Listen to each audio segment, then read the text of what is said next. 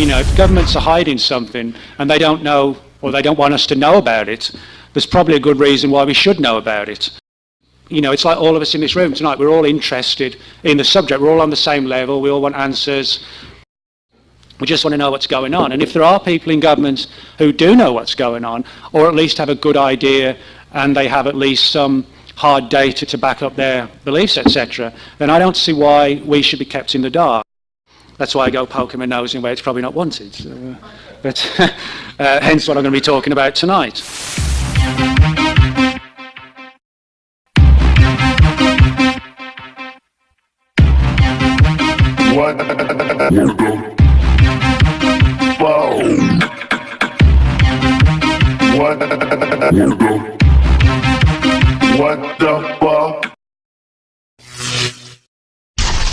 What I'm going to talk about tonight is a subject that I guess is kind of a strange one that most people don't really have much of an awareness of, and I didn't have much of an awareness of until I started to dig into it. Now, we all know, of course, that over the years, agencies like the CIA, FBI, Air Force, they've all looked into the UFO phenomenon, but pretty much from the modern era, the 1940s onwards. But until I started to dig into this further, I didn't realise the sheer extent to which agencies had literally delved into things like the pyramids, Noah's Ark, the Dead Sea Scrolls, things like this. And of course, this begs a couple of questions. What is so significant about these events that attracts government interest? And why should the government be interested in the first place? You know, you would imagine archaeological mysteries would be something for archaeologists or historians or theologians, not for the finest minds in the Pentagon. And so I guess the battle was on for me to try and figure out what was going on and why. And to give you some sort of background as to how and why I do this sort of research that chiefly sort of focuses on what governments know about UFOs and related topics. My father was in the British Royal Air Force and he worked on radar. He was a radar mechanic. And he was involved in several UFO incidents back in 1952 at the height of a NATO exercise called Mainbrace. And my dad was stationed at a base on the east coast of England called RAF Neatishead. And over the course of 3 or 4 nights in September 52, the radar personnel who were on duty reported tracking on the radar scopes these high-flying, fast-moving objects that nobody seemed to know what they were. But the first thought was, well, you know, it's the height of the Cold War, so it's got to be the Russians. You know, they've got to be launching some sneak attack or testing the defences of the nation to see if we could withstand an attack. So aircraft were scrambled from a nearby Air Force base, and the pilots reported seeing these. They didn't describe them as like classic flying saucers. They described seeing these very brightly lit objects. You kind of imagine a camera flash, where when you see a camera flash, you know, you get this huge sort of silver bright light, and then it goes away. Well, if you imagine a camera flash that just doesn't stop flashing, you know, it's just there all the time. That was the intensity of what they were seeing. But as the guys were tracking these objects on the radar, and as the planes were scrambled to intercept them, they clearly reacted to the presence of the aircraft, and the ground personnel who were working the radar said that as the planes approached them, the objects would shoot away at high speed and kind of play like a game of cat and mouse with them, where there was no outright hostility, but they would literally sort of play left and right hand turns and, as I said, cat and mouse type experiences, as if to sort of test, if you like, the extent to which our aircraft could potentially engage them in some sort of combat. Now, this went on for about 3 days and 3 nights. And there was never any outright hostility, and literally on every occasion all the aircraft were forced to return to base because they were just running out of fuel. They just couldn't stay up in the sky anymore. You know, if they did stay any longer, they'd just sort of fall down into the English Channel. And at the end of these encounters, everybody who was involved, from the radar mechanics like my dad, the radar operators, the pilots, the ground personnel, everybody was reminded of the fact that they'd signed the British government's Official Secrets Act. And the Official Secrets Act, anybody who works in the government has to sign this. And it basically prevents you from speaking about things that might have an effect on national security when you leave the job. So, in other words, it's from the government's perspective, it's like a protective piece of legislation to keep you quiet, if you like. So, when he told me this story, it got me interested for 2 reasons. One, because it was my own father and that, you know, I trusted him and knew that he had a background in the military. But that was the second reason as well. He had this standing and training as a radar mechanic. And of course, radar personnel are trained and taught to know the difference between an aircraft, a helicopter. A lot of people don't know that a very tightly packed flock of birds can actually be picked up on a radar screen. But radar operators are trained to know the difference between these different phenomena, and they can tell a solid object from, you know, an object that is just a mass of birds or whatever.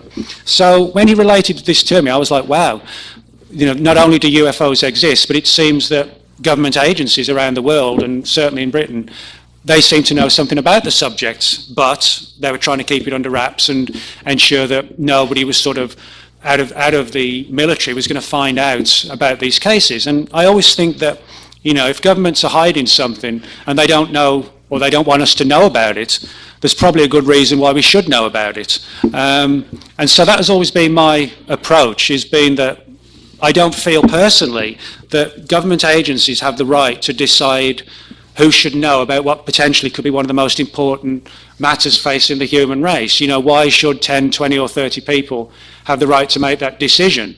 And I think, you know, it's like all of us in this room tonight, we're all interested in the subject, we're all on the same level, we all want answers, we all, you know, have our different theories and ideas.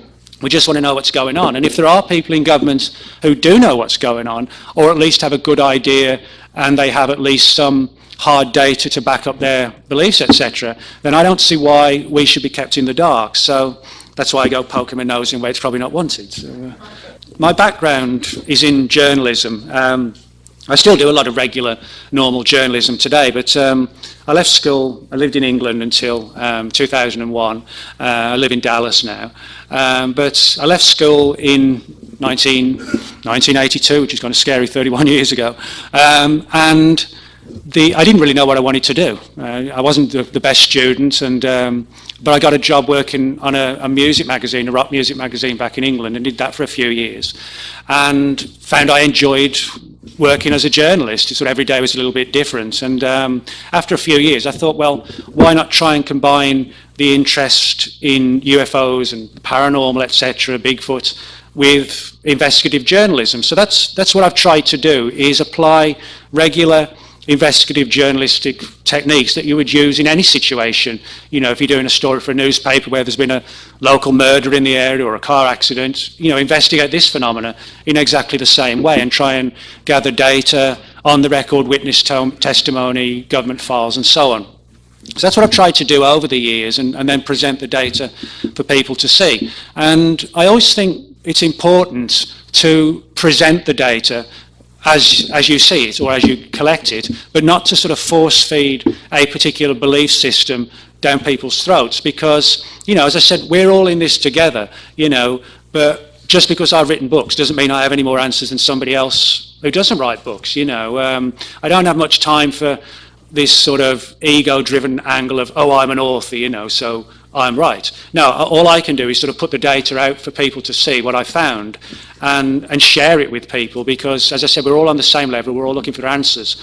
And I don't believe in force-feeding my views or conclusions. I prefer to share the data and see if anybody else can then, you know, back it up or come up with their own scenarios that may bolster it or may not. You know, I think the thing we always need to remember still with UFO is that the U still stands for unidentified. You know, we know there's a phenomenon, but is it extraterrestrial? Is it interdimensional? You know, we just really don't know. All we know for sure is that there's something interacting with us that, you know, doesn't come from around here. And so in that sense, I think, from my perspective, the responsible thing to do is sort of share with you the data and the theories and scenarios I've been able to put together, and hopefully, you know, we can have some insights as to what's going on the various topics under consideration. And tonight, as I said, it's going to be a book I had out in 2011 called The Pyramids and the Pentagon. Now, the whole issue behind this book, as I said, is how, why, and for how long, and to what extent government agencies have taken an interest in the mysteries of the past. Now, when I say government agencies, the best way I can describe it, if you kind of imagine Indiana Jones type characters working for the CIA and traveling around the world and investigating things like the Ark of the Covenant and the Holy Grail and stuff like that. That is literally the scenario we're seeing. You know, we're kind of, I guess, used to, we think of the CIA and intelligence agencies, and we think of espionage missions behind the old Iron Curtain at the height of the Cold War, you know, spying on the Russians. We don't necessarily think of people sitting in CIA headquarters poring over the Dead Sea Scrolls. But that is actually literally what we are seeing. So, you know, we're delving into very strange, almost like fringe-like territory that really doesn't fall into one particular category or domain. You know, it's very hard to understand why this is going on. And I'll be the first to admit that a lot of the research that I've uncovered, it's pretty much still in its early stages because so much of it is so new. You know, if you imagine, think of Roswell today, for example, everybody knows about the Roswell case. We imagine 34 years ago when Stan Friedman and Bill Moore started doing research into it, and it was in its infancy. It was very much new territory, and that's kind of like with this, that we're seeing doors starting to open, we're seeing a few files beginning to surface, and we're putting the strands together, showing that, as I said, in the same way that from the 40s onwards, the government heavily investigated UFO reports, they had this other, arguably even sort of more covert and secret program to dig into the mysteries of the past.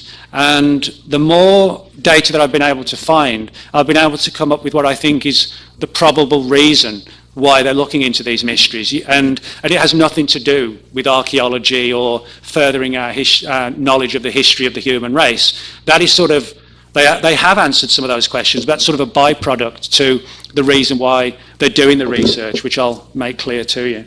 One of the interesting legends that surrounds the construction of Stonehenge, which is something I'll talk about shortly in relation to the government aspect of things, is the theory that they were moved by what today we would call anti-gravity or levitation. Now, the people who used Stonehenge for various ceremonies going back sort of 4,000 or 5,000 years, and there was actually an original settlement there before that goes back about 9,000 years. They have legends and stories about how magicians would tap the stones and they would sort of rise slowly into the air, and they could be pushed very lightly and gently, kind of like, imagine like a rowing boat on the water, you just push it along and it would move with the tide. And that's a story they have connected to Stonehenge. Now, you could say, well, that's just a classic fairy tale or a bit of folklore. But as I'll point out later, we find similar stories all over the place, from Egypt to South America to ancient Rome and ancient Greece. They all have these stories about the stones being moved by something along the lines of levitation.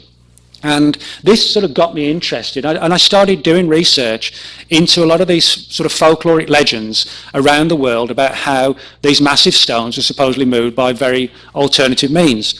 And when I began digging into that, that's when I first stumbled on this angle that the government was looking into that as well. And that was one thing I never expected to find. You know, I chiefly thought I was going to uncover old documents and, you know, parchments and that sort of thing that somebody had written 3,000 or 4,000 years ago, not to find actual government records on the feasibility of moving stones via something like levitation, which is actually what I did uncover. So that's what set me off, was this sort of research into Stonehenge, and the government angle was a byproduct of doing that research. Now, as far as I've been able to determine at least, the earliest involvement of the US government in ancient mysteries began in 1947 with the Dead Sea Scrolls. Now, the Dead Sea Scrolls, they're called the Dead Sea Scrolls because they were discovered on the Dead Sea, surprise, surprise, and at a place called Qumran in a series of caves. And they were discovered in 1947. And they're on wide public display today. Anybody can go and see them. But in 1947, well, it was a very interesting year, 1947. You had the Roswell incident. You had Kenneth Arnold's famous UFO encounter that led to the creation of the term flying saucer. 1947 was also the year that the CIA was formed, and it was the same year that the Dead Sea Scrolls were found on the Dead Sea. Now, when the CIA was created, they basically carried on the work of two previous intelligence groups, one of which existed in the Second World War and one post-war. One was called the Office of Strategic Services, the OSS, and the other one was called the Central Intelligence Group. And when the CIA was established, they basically offered jobs to all the guys who had previously been in those two organisations, said, hey, do you want to come on board with this new group we're setting up? And of course a lot of them said, yeah, sure. And one of those who did that was a guy named Miles Copeland. And Miles Copeland had been involved in the US intelligence community way back to the Second World War.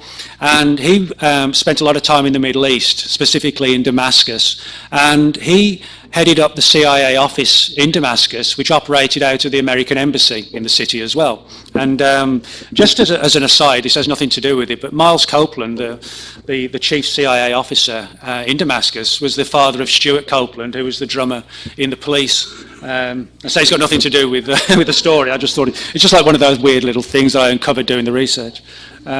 So maybe Stuart knows a few secrets, who knows?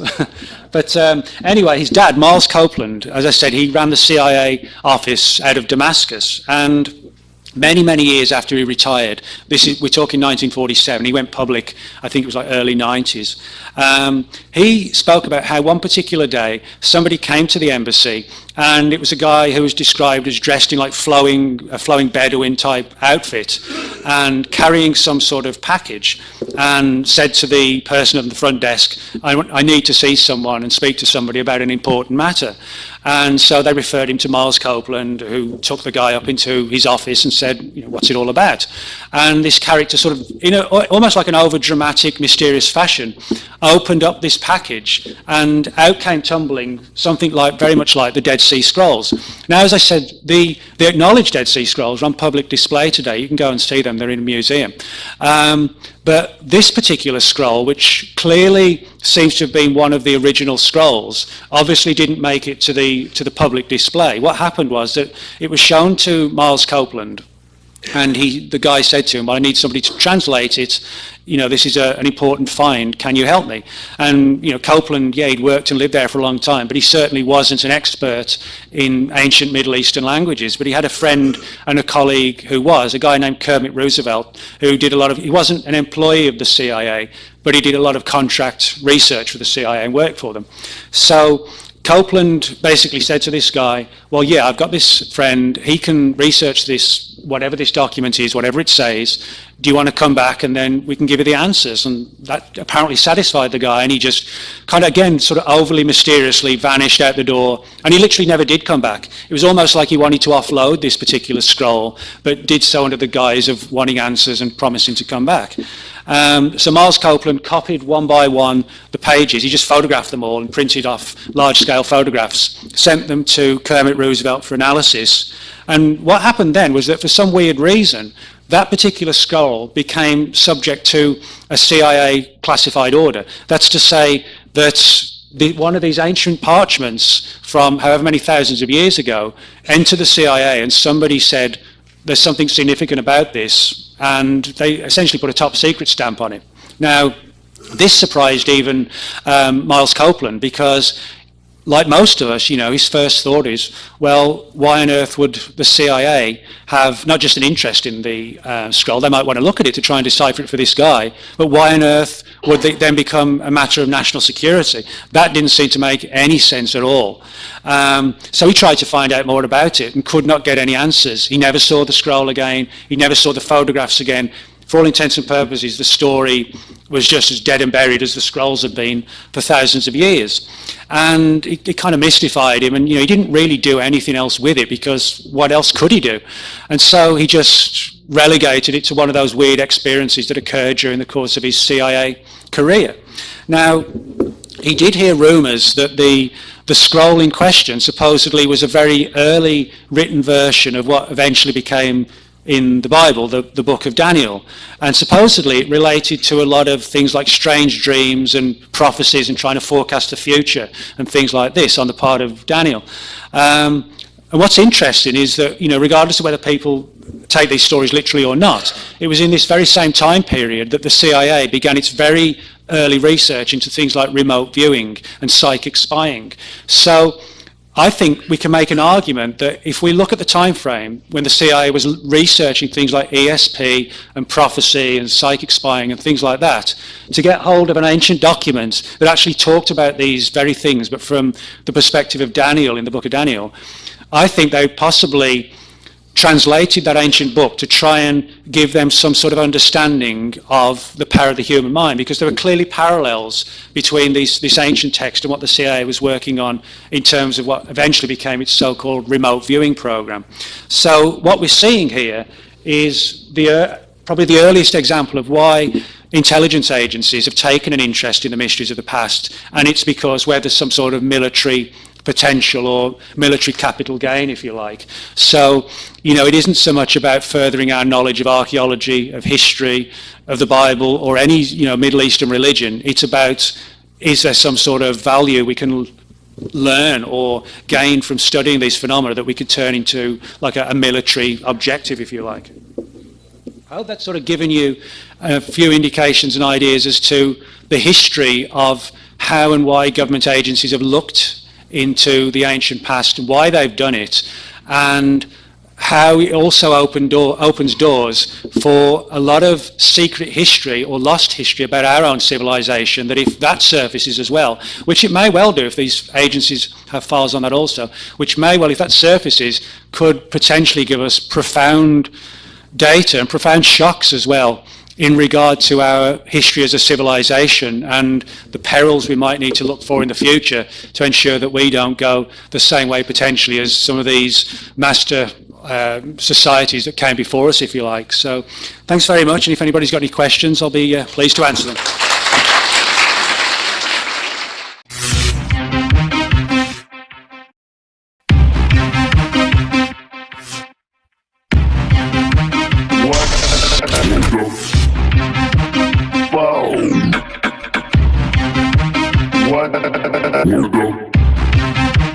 What the fuck?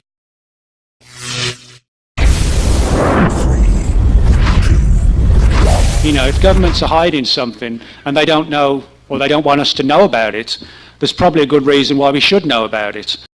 It's like all of us in this room tonight, we're all interested in the subject, we're all on the same level, we all want answers. We just want to know what's going on. And if there are people in government who do know what's going on, or at least have a good idea, and they have at least some hard data to back up their beliefs, etc., then I don't see why we should be kept in the dark. That's why I go poking my nose in where it's probably not wanted. So, but hence what I'm going to be talking about tonight.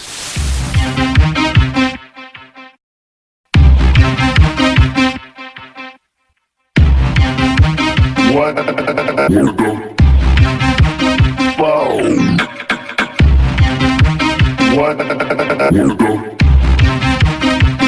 the fuck? What I'm going to talk about tonight is a subject that I guess is kind of a strange one that most people don't really have much of an awareness of, and I didn't have much of an awareness of until I started to dig into it. Now, we all know, of course, that over the years, agencies like the CIA, FBI, Air Force, they've all looked into the UFO phenomenon, but pretty much from the modern era, the 1940s onwards. But until I started to dig into this further, I didn't realize the sheer extent to which agencies had literally delved into things like the pyramids, Noah's Ark, the Dead Sea Scrolls, things like this. And of course, this begs a couple of questions. What is so significant about these events that attracts government interest? And why should the government be interested in the first place? You would imagine archaeological mysteries would be something for archaeologists or historians or theologians, not for the finest minds in the Pentagon. And so I guess the battle was on for me to try and figure out what was going on and why. And to give you some sort of background as to how and why I do this sort of research that chiefly sort of focuses on what governments know about UFOs and related topics. My father was in the British Royal Air Force, and he worked on radar. He was a radar mechanic, and he was involved in several UFO incidents back in 1952 at the height of a NATO exercise called Mainbrace. And my dad was stationed at a base on the east coast of England called RAF Neatishead. And over the course of 3 or 4 nights in September 52, the radar personnel who were on duty reported tracking on the radar scopes these high-flying, fast-moving objects that nobody seemed to know what they were. But the first thought was, well, it's the height of the Cold War. So it's got to be the Russians. They've got to be launching some sneak attack or testing the defences of the nation to see if we could withstand an attack. So aircraft were scrambled from a nearby Air Force base, and the pilots reported seeing these. They didn't describe them as like classic flying saucers. They described seeing these very brightly lit objects. You kind of imagine a camera flash where